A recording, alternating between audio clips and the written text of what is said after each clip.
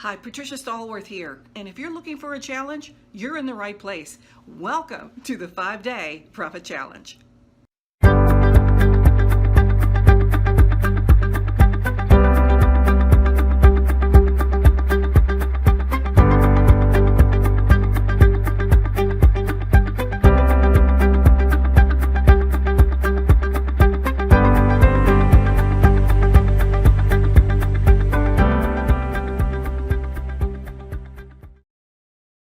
Hello again, and welcome to the first day of the 5-Day Profit Challenge. I'm so excited to be here, and I can't wait any longer to get started. So let's just go.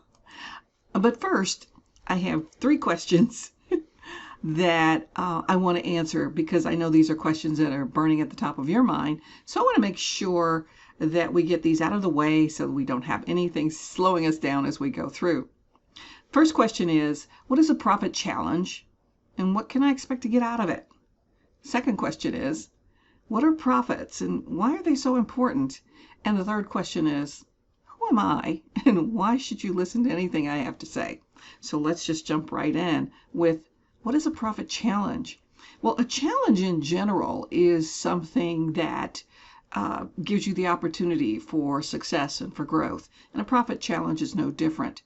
The profit challenge that we're having here offers you the opportunity to, number one, examine how you manage money to improve and reinforce your skills and to build a stronger, more profitable business. But I do have a warning for you here. There is work and there is homework involved. And in order for you to reap the benefits of this, you're going to have to do these things that are required of you in the profit challenge. It's like the old saying, you can lead a horse to water, but you can't make him drink. Unfortunately, I can't do this for you and I can't make you do it. So you have to make a commitment that over the next 5 days that you're going to be there, present, and really going through doing your homework. Now, I'm not going to just leave you hanging out there. I'm going to be there. I'm going to be there every day in the Facebook group, answering any questions that you have to help you get the most out of this. And if you have private questions you don't want to put in the Facebook challenge, then you can always email me. You can email me at info@psworth.com. And for the next 5 days, I will answer your questions as best I can. So I want to get some terms and things out of the way as we get started.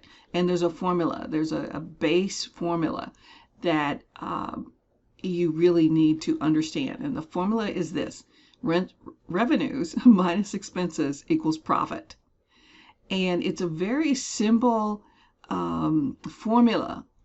The real challenge is going to come in an understanding exactly what is revenues and exactly what are expenses. And so to make that formula work. But let's go back for a second and let's talk about why profits are important. Profits are important because they allow you to build a sustainable, a scalable business, to grow your business and grow your impact. I can't tell you how many people I've talked to who've said to me, you know, when I started my business, I thought I'd have more money, I'd have more time, I would be able to make an impact in the world. And I don't see any of that happening. So, and part of that is related to the fact that they're not really creating the profits that they thought they were going to create because maybe they don't understand, or maybe they've just gotten off on some wrong tracks there. So we're going to talk about some of the ways that you can make sure that you're on track with your profits. They allow you to keep more of what you make. And who doesn't want that? I mean, how many times have you really had a really good month or a really good week, and then at the end of that week or the end of that month, you don't really have anything to show for it? So it's really understanding what's happening to your money, where's it going? And to give you the confidence so that you can ask for what you're worth.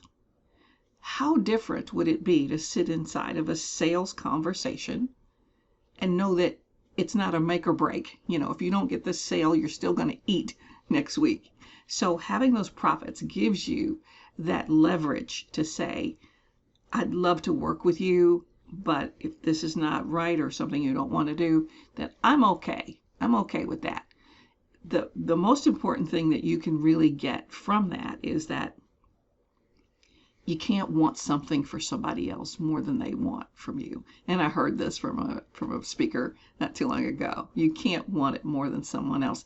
But when you are stuck, when you're in that position when you have to make this sale, then you find yourself in that position of saying, I want them to want it, and I want it for them more maybe than what they want it for themselves. And that's not a good position to be in.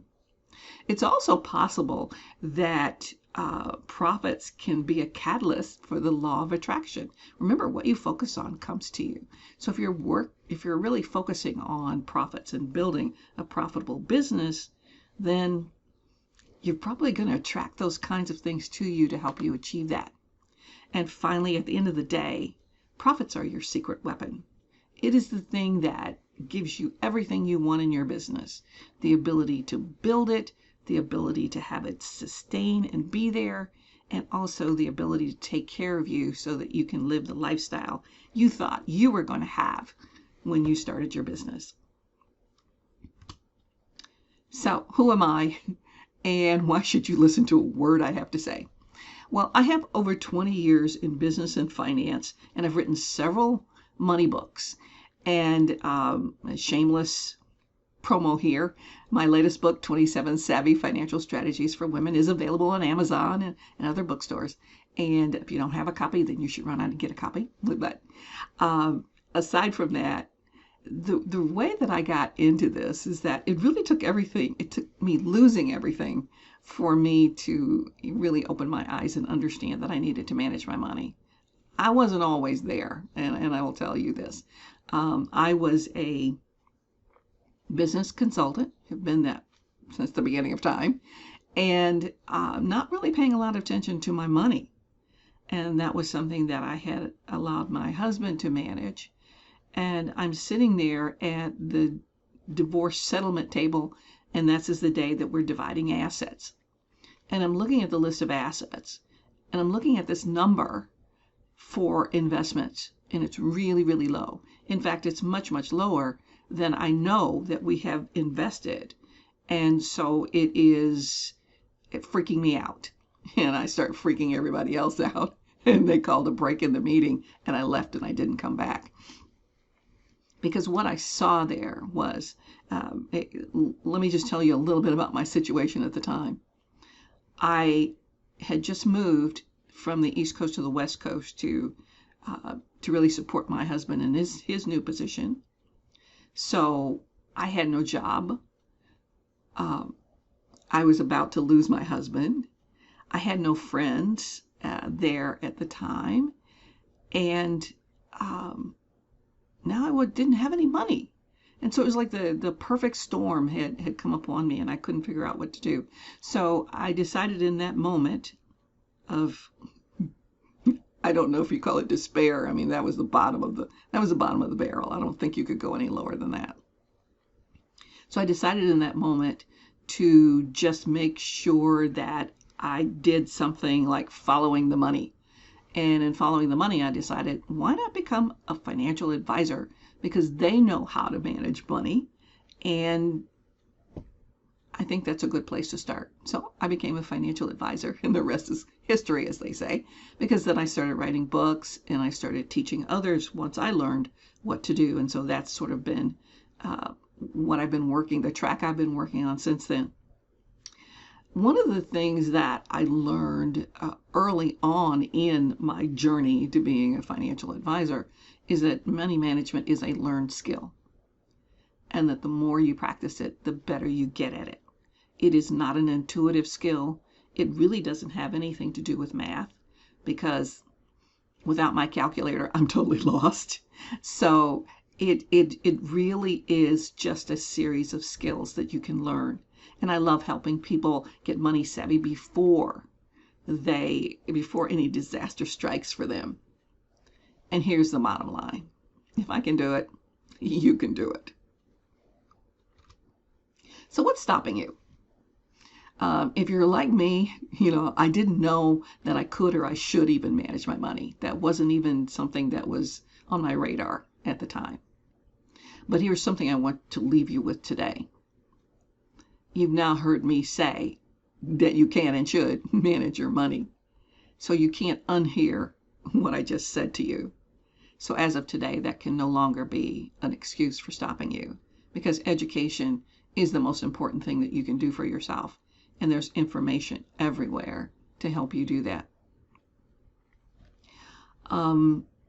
Maybe it's that you're saying, well, I have no, and you fill in the blank, time, money, energy, whatever it is. Or money just seems too, here again, fill in the blank, complicated, hard, confusing, overwhelming. Or I'm not good at math, managing things. And you heard me just say, I'm not a math whiz. I mean, without a calculator, I'm lost. And so it's really understanding that it's not about that. But if you believe that, then that will keep you stuck. Or number 5, I'm too ashamed. I don't want to tell people that I don't know how to do this. I'm afraid to look at my numbers and my finances, or I'm afraid that I'll make a mistake if I do. Or number 6, money is not important to me. I'm not materialistic, greedy, and all of this is getting at your mindset. So the question becomes, do you have a fixed mindset, one that is static and you can't change, or do you have a growth mindset? And here's the big aha for you. You get to choose. You get to choose whether you have a fixed mindset or you have a growth mindset. So as you're going through all of this, one of the things that I want you to really sort of internalize is the statement by Barbara Stanny. And she said, your degree of resistance around something will be proportional to the amount of power waiting for you on the other side of that resistance. So for the next 5 days, I'm asking that you just let go of the fears. Put them on the shelf somewhere, and you can take them back off after this. But for the next 5 days, I want you to be focused in on your money and how to manage it better. And that's what we're really going to be working on. So what do we have in store for day 1? What is the homework? What is the thing that you need to accomplish on day 1? Now on day 1, what we're doing is we're going to start working on a daily money tracker. And this is something that you should have received a link in the email that you received today, or you can go to psworth.com/5day. And that's where all of the handouts are going to be on that same page. So you can go there for any of them. You can download them all now, or you can wait and download them each day, whichever you prefer. But the daily money tracker, the purpose of it is so that you can understand where you stand financially at any point in time, and also to start building that money muscle, the one that is really curious about your money and wants to take care of it. So let me just walk you through this 5-day tracker. And the 5-day tracker that I've put together, I've actually set it up for 7 days. And it's set up so that you can, number 1, you need to look at your bank balance as a starting point. We're just going to use that as a starting point. So look at your bank balance and see what you have in there today. And that becomes your beginning balance. Then if you get any cash in or any payments, those would be things that you would add in, and you would add up the total. And the total is there at our total. Let's just go through the example. I had a beginning balance of $100. I got in $2 of cash today and $8 in payments. So for a total of $10. Today I also made some purchases. I had $6 of merchandise or items that I purchased, and I had bill payments of $4. So that was a total of $10. So I'm using my equation down here, and my beginning balance, which was 100 plus 10 minus 10 equals 100, which is my ending balance. Now I have two additional line items over here, and one says credit extended and the other one says credit used. Credit extended means, for example, if someone purchased a program for me and that program had was $500 and it had 5 installments of $100 each. So maybe I got one payment today, but I have 4 payments or $400 still out there. So the $400 would go in that credit extended, because eventually I plan on collecting that $400, probably $100 next month and the following month for the next 5 months. So we put the $400 there as something that we've extended credit on. Credit used would be if I purchased someone else's program and I paid them $100 today, and then I have $400 that I still owe them. So I'd have my $400 out there. So these two elements over here become really important when you start to put together a budget. We're not going to get that deep into this time for this 5-day challenge, but the idea is that you're collecting information that's going to be really valuable to you as you begin to budget how you're going to spend your money over the next few months. So for every day this week, I will need you to come in here and put in your beginning balance, and what happens is that your ending balance on the day before becomes your beginning balance of the new day. So if I started out with my ending balance here at $100, then that $100 comes back to me as my beginning balance on the next day. You'll see at the bottom of that, you'll see some totals, and this is where you total all of the money that came in for the week, all of the money that went out for the week, and all of the credit you extended or used for the week. Having these totals makes it very easy for you to look at this if you have a weekly one for each week at the end of the month to see how much money came in on different weeks, how much money went out on different weeks, so that you can begin to see how money is flowing in and out of your business. So, what am I going to have you do in the Facebook group today? So today, you're going to go to the Facebook group, and if you haven't signed up already, there's a link in the email you received. I want you to confirm that you downloaded the tracker, the daily money tracker. And for that, you're going to get 20 points. I want you to, and there's also a form inside of there that says point tracker. And I want you to make sure that you track your points each day. So you'll have 20 points for just downloading the tracker. And then I want you to answer the following questions. And each question here is worth 40 points each. I want you to when you go into the Facebook group, you can just put Q1 and put A, B, or C, and Q2, A, B, or C for your answer. For every correct answer, you will get 40 points each. So the question number 1 is, what percent of small businesses are profitable?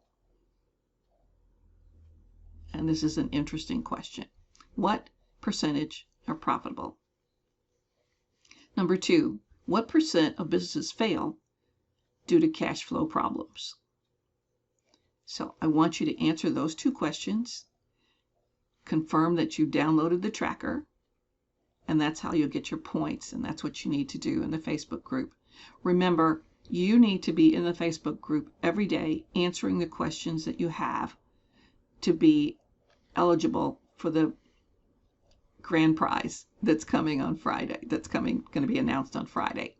So make sure that you're in there, that you're answering these questions. I'm not going to ask you to put anything in there about your daily tracker, your daily money tracker, because that's private information, and you can put some information in there if you want to, or something you learned or something like that. But I'm not going to ask you to put any of your personal information in there. If you want to share something with the group, please feel free to do so. And as I said, if you have something, a private question that you want to ask, if I can answer it, I'll be happy to, and you can send me an email at info@psworth.com. That's going to be it for today. The challenge is on. Let's go. Bye for now.